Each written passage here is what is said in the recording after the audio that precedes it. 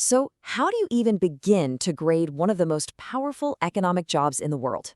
It's a tough question, right? Well, today we're going to dive into a framework for doing exactly that. And we'll do it by comparing two very different Treasury secretaries who, get this, served the very same president. And this analysis really kicks off with a bang, posing this question. It's a bold one, for sure.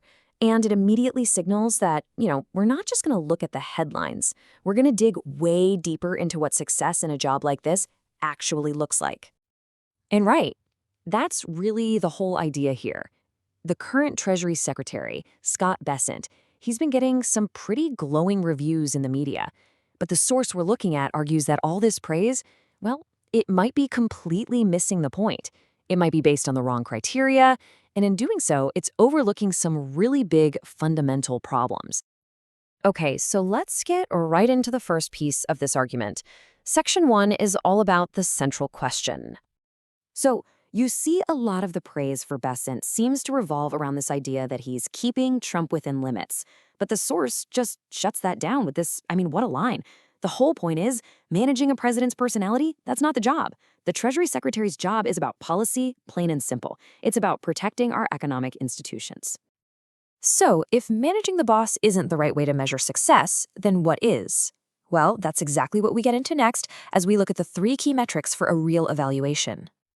The source lays out this really clear 3-part test. Think of it like a report card. First up, are they defending the independence of the Federal Reserve? Super important. Second, what about trade? Are they running a smart, high-quality trade policy? And third, maybe the biggest one, are they being a responsible steward of the nation's finances? This is basically our roadmap for the rest of this breakdown. All right, let's jump into that first metric, the absolutely crucial issue of the Fed's independence.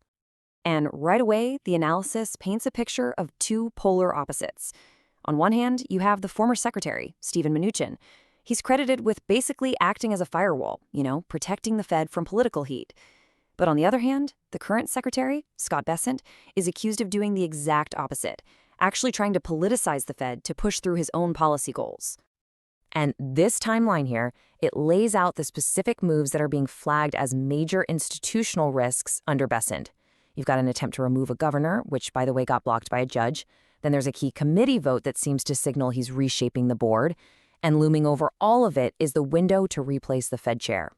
The analysis has a great phrase for this. It's like putting politics in the engine room of monetary policy. Okay, moving on. Let's tackle that second big metric, trade policy.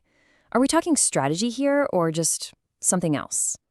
And once again, it's a tale of 2 completely different approaches. Mnuchin's strategy was targeted, right? It was meant to de-escalate. The Phase 1 China deal, had its flaws, but it focused on one country and it stopped the tit-for-tat retaliation. Bessent's policy, though, it's presented as this total blunt instrument, a blanket 10% tariff on everything coming in from everywhere. And that's basically just asking for a global trade war. And the source does not mince words when it comes to Bessent's big trade policy. It flat out says, a universal tariff isn't strategy, it's not a clever negotiating tactic, it's just a broad-based tax. And guess who ends up paying for it? Yup, consumers and businesses right here at home. All right, so this brings us to the nation's bottom line. How do all these policies actually hit the country's finances? Let's get into our third and final metric, fiscal stewardship.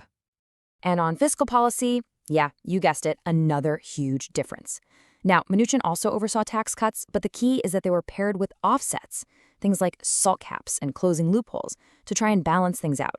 Bessent's tax cuts, according to this analysis, they came with 0 offsets, none, and that just blew the structural deficit wide open. And the result of that policy difference? A jaw-dropping number, a deficit of around $1.9 trillion under Bessent's tenure. Now, that's a massive number. It's hard to even wrap your head around it. So what does it actually mean in context? So this chart is great because it puts that huge number into perspective. It's not just about the raw dollars, it's about the deficit as a percentage of the entire economy. And what the source argues is that under Bessent, this isn't some temporary blip. No, it's become a long-term structural problem. We're talking projections of 6 to 7% of GDP for the next decade. That's a sustained gap. And to really hammer home what this means long-term, the source offers this really powerful way of looking at it. They say a policy that blows up structural gaps like this, well, it isn't pro-growth at all. It's just a tab, a massive bill that gets handed to the next generation to pay. Okay, let's start to pull all these threads together now and look at the source's final big picture argument about what this job is truly all about. So when you lay it all out like this, side by side, the contrast is, well, it's pretty clear, isn't it? Across every single one of these key metrics, Fed independence, fiscal policy, trade, even crisis management, you're looking at two fundamentally different philosophies on how to do the job. And this really brings us to the core argument of the whole analysis. The source concludes that the ultimate test, the real report card for a Treasury Secretary, isn't about daily headlines. It's about their impact on the stability and the integrity of our country's economic institutions. And by that measure, the argument is that Mnuchin acted as a guardian, while Bessent is actively unscrewing the guardrails. So that's where this analysis leaves us, with a really big question. If the source is right, and the ultimate test is about protecting the institutions that keep our economy stable, not just juggling day-to-day politics, then it makes you think, what does good leadership in a job this powerful actually look like to you?